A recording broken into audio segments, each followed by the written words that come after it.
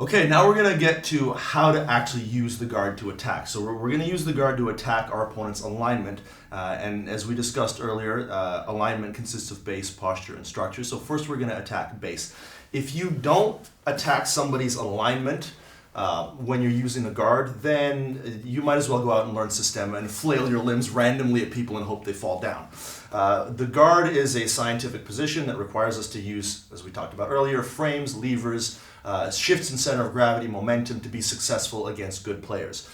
First thing we're going to talk about is disrupting our opponent's base, and this can be done with direct base attacks or base manipulation, or lever-based base attacks and manipulation. Which one would you like to do first? Why don't we go direct? Direct. Okay, so direct, a perfect example of a direct attack on base would be the hip bump sweep from the closed guard. So if I manage to get Stephan into my closed guard, I want to start moving, manipulating his base. I'm going to push him away, sit up, and now my hips are directly going to drive into his hips, which cause him to post his hand on the mat. If I were to cover his hand and attack directly, I would sweep him. If I attack the hip bump sweep and he posts his hand, then I can hit a triangle choke. So this would be a way that I can reliably disrupt somebody's base directly. And direct because you're moving my body. I'm moving your body without the help use of of a a lever. Yeah, exactly. So what else? Yes, you can set up a triangle choke, and I want you to go through that step by step. But So- what else could you do having disrupted my base like that? Anything within the sort of submission arsenal. So if I disrupt your base like this, for instance, I can come to the Kimura because now your arm is so far separated from your body that I can finish it reliably. Whereas if I had just, from this position here, sat up on a Kimura attempt, you would just posture out of it. Right. So because I've broken your base, you've had to recompose your base by overextending your structure. And now your posture is also somewhat vulnerable. So because I directly attacked your base, you posted your hand. When I got to the Kimura, try to posture out now, I'm able to hang off of you because of the amount of space that we've covered. So you're now in a position where you're extremely vulnerable, as we talked about earlier, because of the change in the score. We've gone from it being 3-3, where I shouldn't attack, to it being 3-2 or 3-1, where attack is very viable. So just to take you through that triangle quickly, as I disrupt Stephan's base forward, backwards, I sit up, I force him to post his hand on the mat. I'm now going to suspend myself off him because what I don't want to find myself doing is trying to throw a triangle as I drop to my back. That's unlikely to be successful.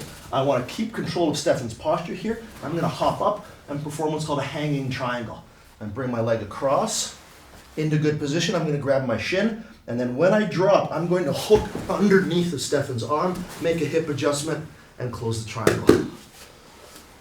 So by climbing up on me, I can feel it's coming, but there's so much weight here on me that I'm screwed. Exactly. So we've taken advantage of a few different principles here. The shift in center of gravity, which has made your arm heavy. The fact that I'm hanging off of it has made your arm heavy. The fact that you've opened your structure and I'm able to break your posture has left you vulnerable. And as you said, I can pretty much tell you that I'm going to triangle you, and there's not much you can do to stop it.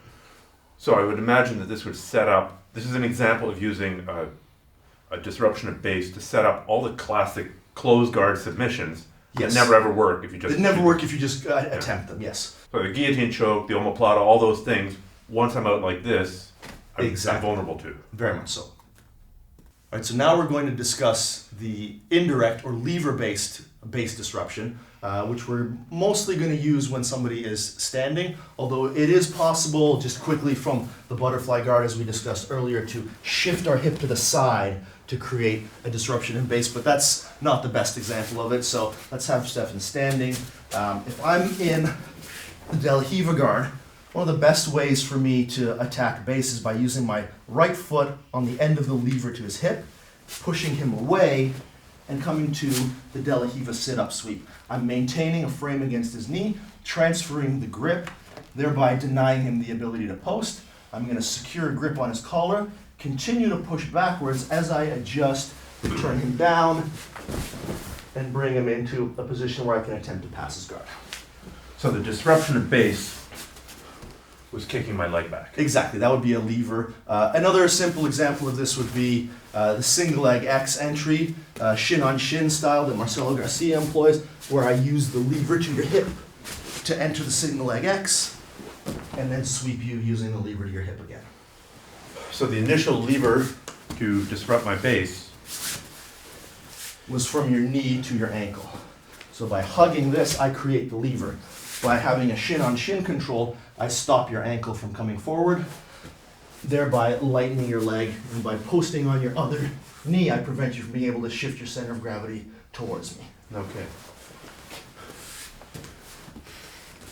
Once again, once you've disrupted my base, that's when all your attacks open up. Exactly.